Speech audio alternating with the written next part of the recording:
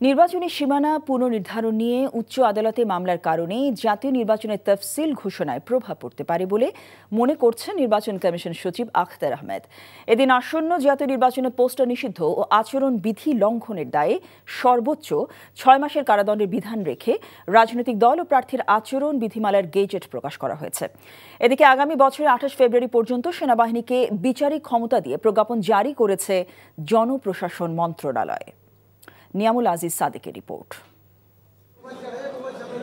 দেশের ৩০০টি আসনের সীমানা নিয়ে নির্বাচন কমিশনের বিরুদ্ধে ৩০টির বেশি মামলা করেছে সংক্ষুব্ধ রাজনৈতিক ব্যক্তিরা।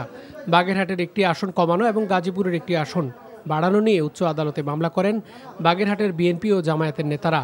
এ নিয়ে হাইকোর্টের নির্দেশনার বিষয়ে ইসিকে অবহিত করেন তারা।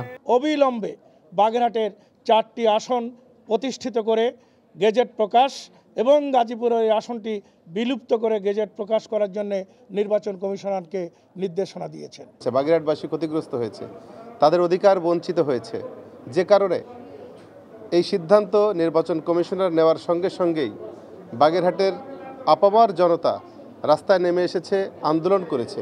মঙ্গলবার দুপুরে নির্বাচন কমিশনার সচিব বলেন, এসব মামলা চূড়ান্ত নিষ্পত্তি হতে সময় লাগলে সময়মতো তফসিল ঘোষণা বিঘ্নিত হতে পারে।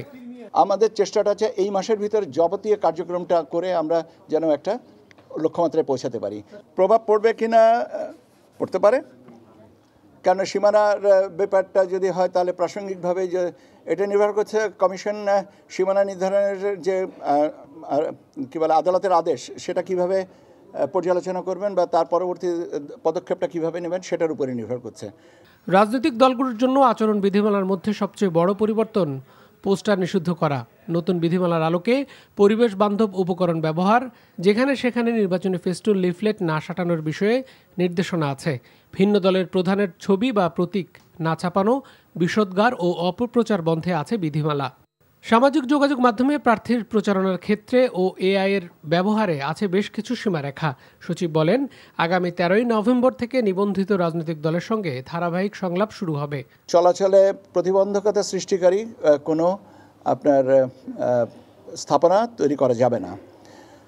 আর এখানে আরেকটা নতুন সংযোজন হচ্ছে যে প্রার্থী এবং রাজনৈতিক দলের আপনার একটা হলফনামা যে আচরণবিধি এবং প্রাসঙ্গিক আইন কানুন মেনে চলব। আগামী পরশুদিন থেকে এটা সংলাপটা শুরু করার ইচ্ছা আছে আমাদের। এখন সেই বিষয়টা নিয়ে এখন কাজ করা শুরু করব।